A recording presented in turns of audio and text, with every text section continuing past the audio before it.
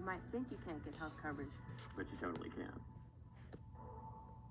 It's another sabermetric matchup on MLB Network's Wednesday Afternoon Baseball. Join Brian Kenny and company as they break down the numbers when the San Diego Padres take on the Oakland A's. MLB Network's Wednesday Afternoon Baseball, live at 3:30 Eastern. Oakland, California, and this afternoon, the A's getting set to host the Padres in Game 2 of a two-game series. San Diego took Game 1 last night, 8-1. Blake Snell pitching quite well. The season ended today, which it doesn't, but if it did, both teams would be in the second wild card in their respective leagues. It's interleague play, and it's an enhanced Statcast broadcast powered by Google Cloud. Welcome aboard, everybody. A pleasure to be here with you this afternoon. Brian Kenny here with Ken Rosenthal, Cliff Floyd, and Sarah Langs. And these are two good teams, Ken. I'm excited to see this ball game. You know, Padres without Fernando Tatis, very good ball club. A's kind of always like low budget, but high yield. The Padres are a team right now that I'm looking at closely, Brian, because they've struggled since July 1st. About 13-14 is where they are. Their starting pitching has not been good, and they did not get a starter at the deadline. We all had that thought that they were going to get Scherzer or Rios, one of these guys. They didn't. Darvish has struggled. We saw Snell last night survive 5 innings. But today, we see the guy who's been their best starter, Joe Musgrove.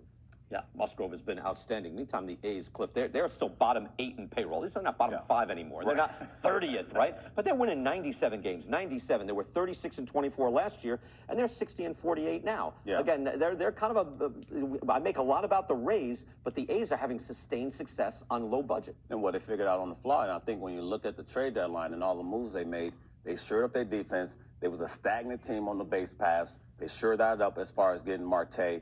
Josh Harrison has sort of shown that he can do some things defensively. They're in a better position. So when you look at them always, you know, how they do this, well, they just do it by fundamentally sound baseball that's sort of forgotten in our game a little bit, but you also going anti-money ball and stealing bags and going against the, you know, the grain as far as, well, you know, not giving up outs or not doing anything that's going to put you in position to lose a game. Well, starting Marte is totally different.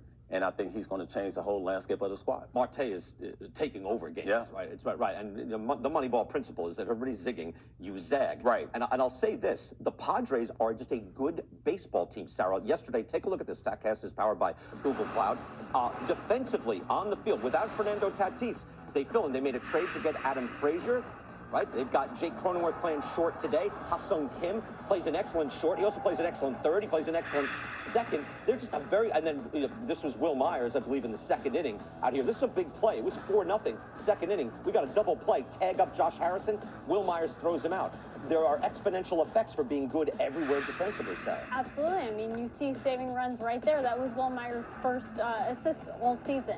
And then we have Trent Grisham right here with the 5-star catch, 25% catch probability. He went a long way in just 3.6 seconds. And then he had another really fun catch later in the game in the 8th inning. This one's 95% catch probability, but it's a lot of fun to watch.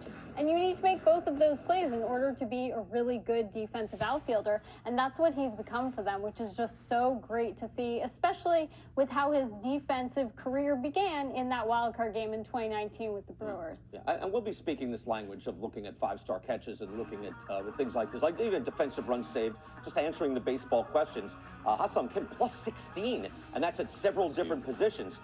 Jake Cronenworth plus 6, Manny Machado only plus 4. I don't know if that does him justice when he's playing short right field and throwing guys out. And we'll see Cronenworth at short today, where he is also very good. The numbers don't show it, but the coaches and people with the Padres say he can play that position as well. I believe it. I have my own proprietary numbers on that. We'll have them for you coming up. Padres and A's, the Statcast game should be a lot of fun. Join us next.